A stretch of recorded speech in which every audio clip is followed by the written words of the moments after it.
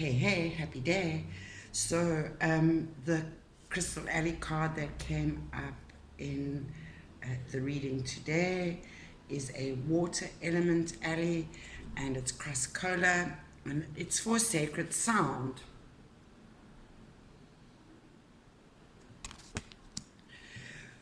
It's on page 175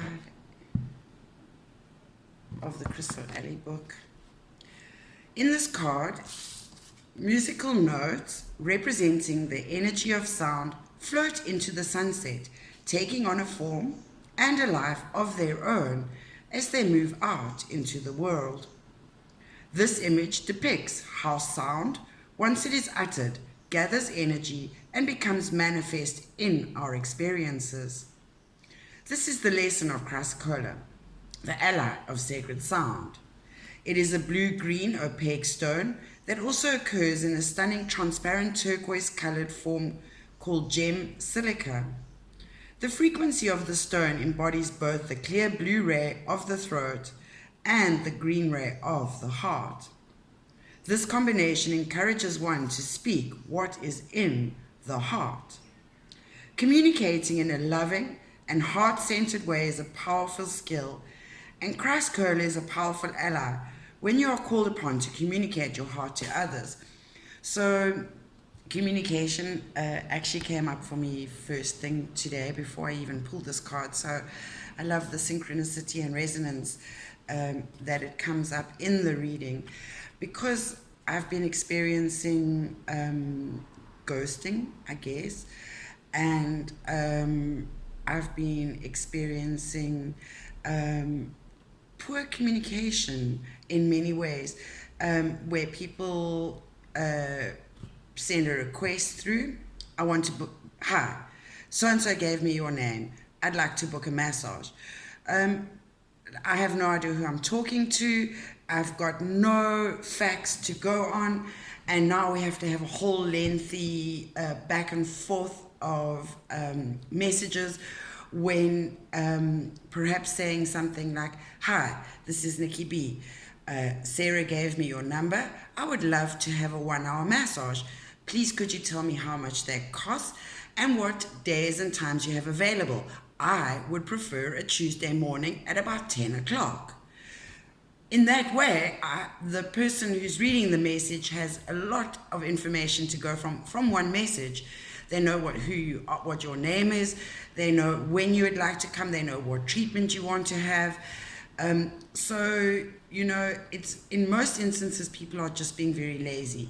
And that's kind of unfair, because the person that you are communicating with will often become confused or frustrated as a result of the interaction you initiated. So, I think people need to pay more attention to how they are communicating.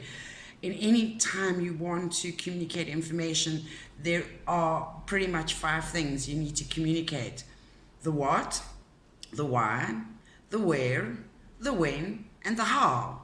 And then sometimes the by whom. So, bear that in mind when you're communicating. Try and answer more questions than you are asking, unless you are actually needing information. And, when it comes to communicating, let's say you are having interactions with someone where you would prefer not to communicate with them, or whatever it is you have to say to them is very difficult or challenging. Avoiding it doesn't make it go away, and it certainly doesn't resolve the situation. In fact, it leaves it very much up in the air. So we are always able to express our truth. And I have learned that when you express your truth lovingly for yourself and towards others, you can actually get away with saying quite a lot that's really raw and truthful. And you'll be surprised with what you can say that will be heard in the right way, because of the loving tone and intention in which you share that message. yes, sometimes it is better to say nothing, but for the most part, communication is better, and it's not as difficult as we think, and it's not that hard to speak your truth. Certainly, if you know who you are, and you believe in yourself, and you believe you're whole, perfect, and complete.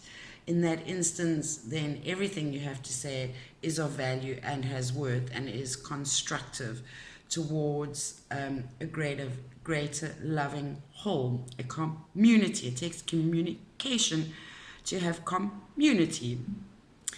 Anyway, that little lecture. In this time of change, we are being asked to review and revise our ways of communicating and interacting with one another. The power of the spoken word is now being realized, thought, word, deed. Chrysocolla has come to you at this time to aid us in finding new and more balanced ways of interacting, and to aid us in speaking from our hearts and our wisdom, so that we may utilize the sacred power for the highest good. Chrysocolla also speaks of the power of affirmation. The infinite universe knows what is in each of our hearts, and there is no need to tell it. But words are powerful in creating what we want on the earth plane.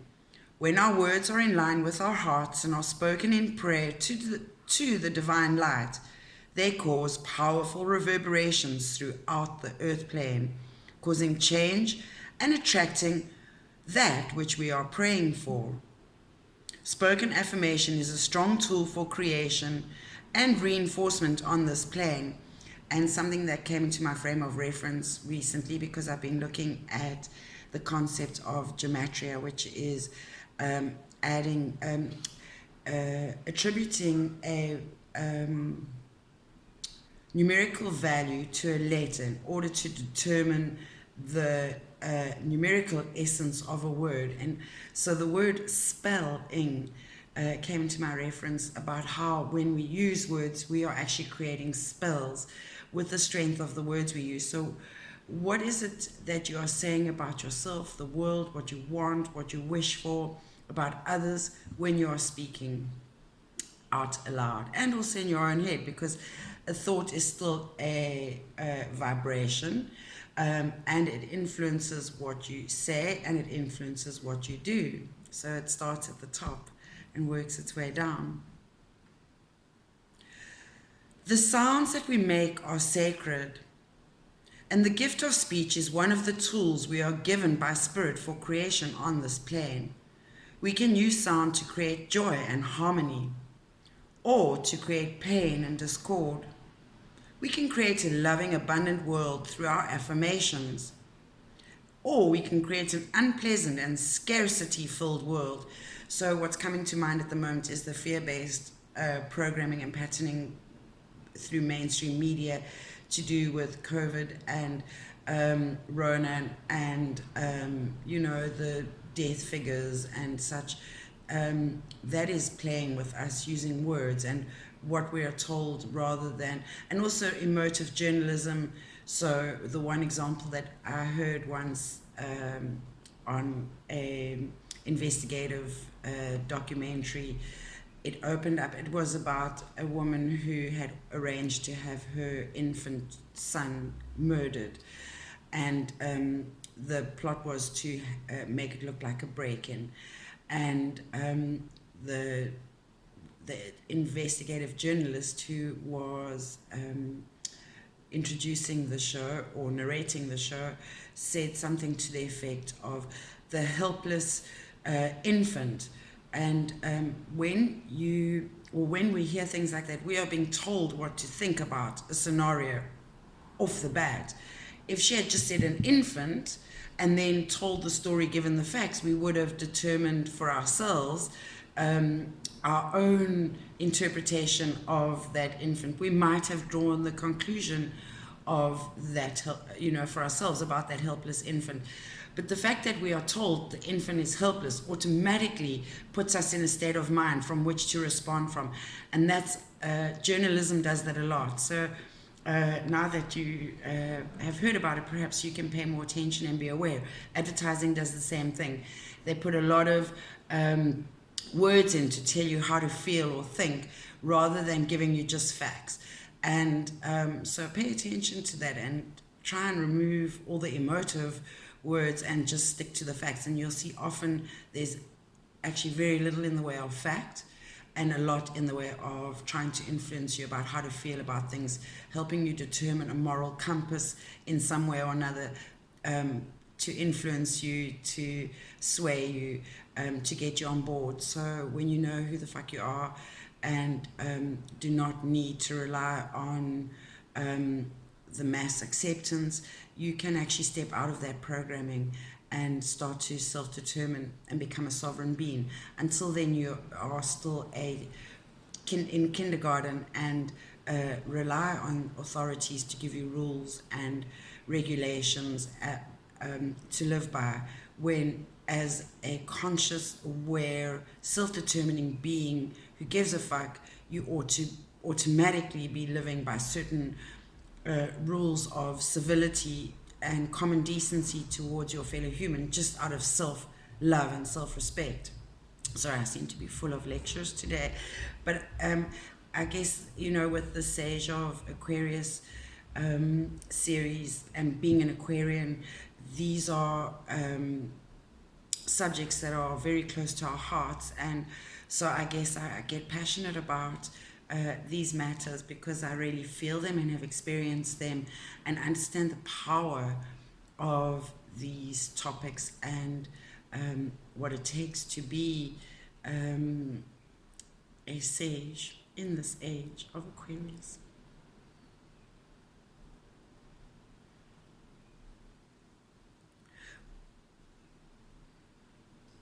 The way that we utilize the sacred power of our voice is a direct reflection of our inner state of being. And I've started listening to chanting in the morning for an hour at sunrise. I've never been much of a singer. I'm learning, it's giving me the confidence. As I listen to it, I start to chant along to it. And so that I'm building confidence in my voice and getting comfortable with hearing how I sound, which is not something I've been familiar or comfortable with before. Certainly when I've been for massages, energy treatments, and they ask me to express, you know, in humming or vocally something, it's not something I'm comfortable with or wish to do. So I'm busy challenging myself at the moment with chanting mantras in the morning. And it's kind of fun, but I'm listening to YouTube ones at the moment, and then as I get more comfortable, starting to chant along. So perhaps you could try that too for yourself if you have a similar discomfortable disposition when it comes to your voice and expressing it in a musical way. Chrysocolla has come to aid us in aligning the sacred sound of our voice with the heart of the universe, creating only that which is harmonious and joyful. The message: Chrysocolla is calling you to voice what is in your heart. So I guess we have to express our truth. That sounds like the sounds that you make with your throat chakra create a resonance throughout your body, energy field, and external environment. Give your emotions a voice through song, toning, or by speaking with others about them. Affirm your heart's desires out aloud in order to create a resonance with your words on the earth plane. When you use your voice as a tool for expression and release, you open and clear your throat chakra, enabling you to express your highest wisdom more clearly. Chrysocolla has come as your ally in the process of releasing your emotion through sound. Open your heart to Chrysocolla and resonate with its energy, celebrating life through your sacred sounds. It works on the chakras of the heart and the throat, and the affirmation would be: I use my voice as a tool of creation and love.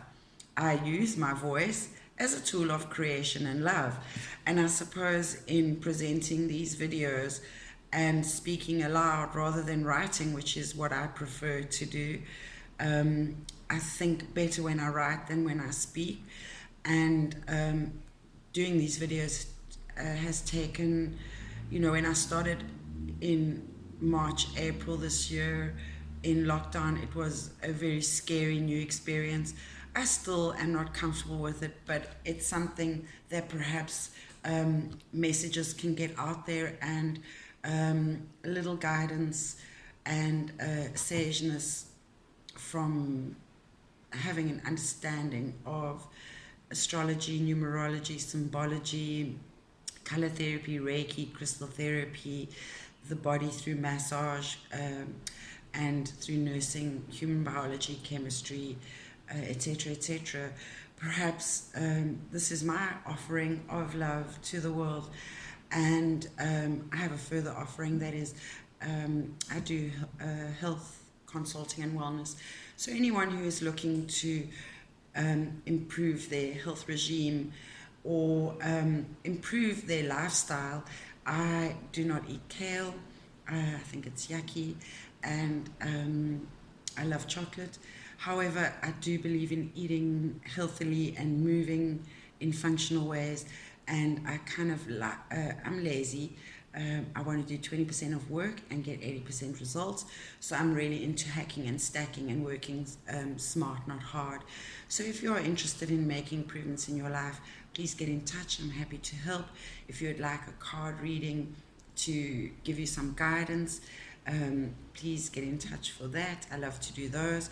I will normally do them in an email format, so you would see a picture of your layout and then a very in-depth description of the reading and what it means in that instance, perhaps for you. There was something else that I had was, so one of the things that came up was perhaps if we are not very good at chanting or singing, perhaps something like humming would be very beneficial, because that sends a vibration through the whole body. So I thought I'd give that a little try. I haven't done it for so long, and perhaps you can give it a try too for a few breaths. So I will start and then continue after I have ended this video, and I encourage you to do the same thing. Namaste, Indakesh.